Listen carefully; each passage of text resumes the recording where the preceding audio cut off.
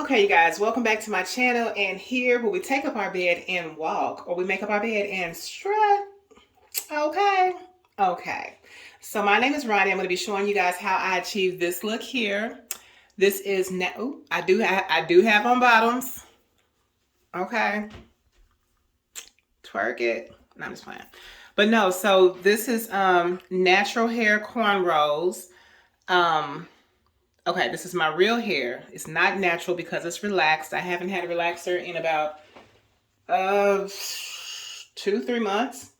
So I am like a 4C hair. So stay tuned if you're interested in seeing how somebody that's tender-headed does their own cornrows. And I know how to do it. I haven't done it in years, so it's like, I don't know.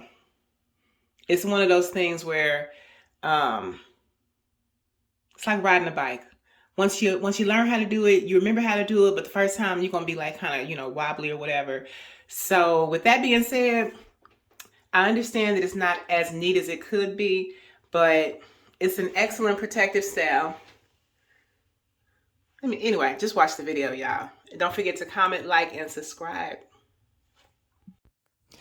Okay, guys, so this is the first braid, and I am in excruciating pain because I haven't done this in a long time, but I'm just trying to work through it. I have two different textures because it's been months since I have relaxed my hair. So I'm just kind of like getting familiar with the braiding process and the difficulties that may entail. That was a look of happiness and success because I'm like, whoa, I'm finished. I got this braid in. So I know that the next braid and the next braid, as I, proceed on, it's going to get better and better. Hopefully. Sometimes life don't work that way. Yeah, so I'm checking out my work. The part's not that straight, but the reason why I started this style because I was going to crochet some hair in. But then I was like, you know what? Let me go ahead and give myself a quick facelift and just go ahead and French braid these on back. These straight backs is what I've been told they're called. Straight backs. Yeah, so one side of my head is more tender than the other. I don't know what that's about. I do very much use my prefrontal cortex on both sides. Actually, I think that's in the front of your head. I don't know. I'm just being silly, y'all. But yeah, so the other side is the one that's more tender. So I'm trying to do one braid on this side, one braid on that side, or you know what I'm saying? That way, like, because I didn't plan on giving myself bangs at first. So I wanted to make sure they was even and I had enough room because I remember in the past, in my 20s when I used to do this hairstyle, if you just do like, if I went from one side and worked my way over to the other side, then some braids was bigger than the others or uneven or whatnot. So I was like, let me just stay with this. And so as it got more into the mohawk shape, I was like, you know what? Maybe I should just crochet some braids into the top part. Like I was really trying to get creative and I'm still going to get creative. Now that I've remembered how to French braid or cornrow. Put down in the comment section below, what's the difference? I mean, technically I could Google it, but it'd be more funner.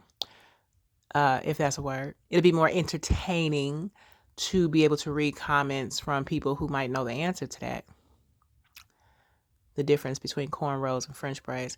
So as I started to do my bangs here, not the bang, as I started to do the bangs here, I was like, whoa, this is easy. It's easier for me to braid going this direction than it is going the other direction. That may be common sense for some folks, but I'm just like, what is this? And I think it's even a different style of braid. Like maybe I'm braiding under and the rest of them are over or vice versa. I don't know, but definitely noticed the difference. So because of that, I wanted to keep that going, keep that same energy. So I did, I think 2 more braids in the front, just gave myself some bangs. And then when I swooped it, that solidified the whole, decision to continue on. Because I was like, wait a minute, I'm feeling myself. Okay. So now I think this is the part where I'm on my last braid, and I was trying to make 2, but that just didn't, it didn't work. So I ended up making 1 solid braid. But yeah, I guarantee you, well, I can't really guarantee it, but the next time I attempt to cornrow my hair, it's going to be better.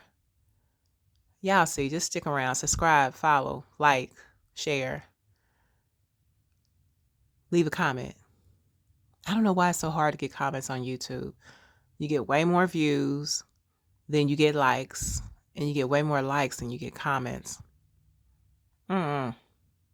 People ain't got time, honey. People ain't got time, I guess. So I'm just detangling because that's what makes it easier if the hair is, that's a lot of combing. This really isn't a protective style. For some people who know what I'm talking about, it's like it's a lot of manipulation.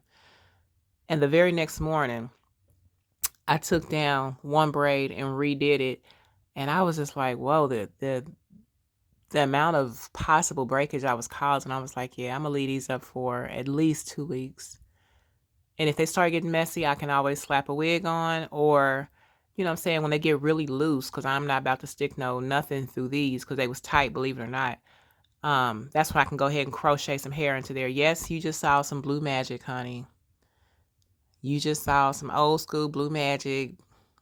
Back when people used to use that Procon gel, wear 3 or 4 different socks, multicolored socks, and a bunch of scrunchies on the back of our ponytail.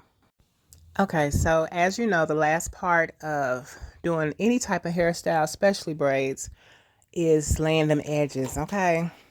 And that look was because both of these are hard and crunchy. Crispity, honey, crispity. But I'm going to do the best with what I have. And with my 4C hair, my baby hairs don't really quite lay down. I got to kind of like put them in a chokehold and make them lay down. But that's fine too because I love my hair.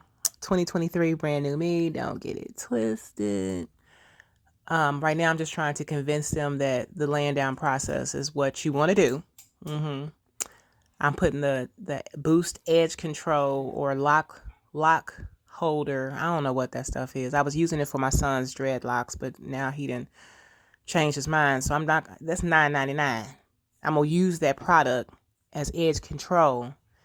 And I know what you're thinking. You probably like, well, that's why your baby hairs ain't laying because that's not edge control, boo-boo. Look, let me tell you something. If it's good enough for locks, it should be good enough to hold my edges. Anyway, so got to get that side just in case that shows, even though I got little bangs covered over it.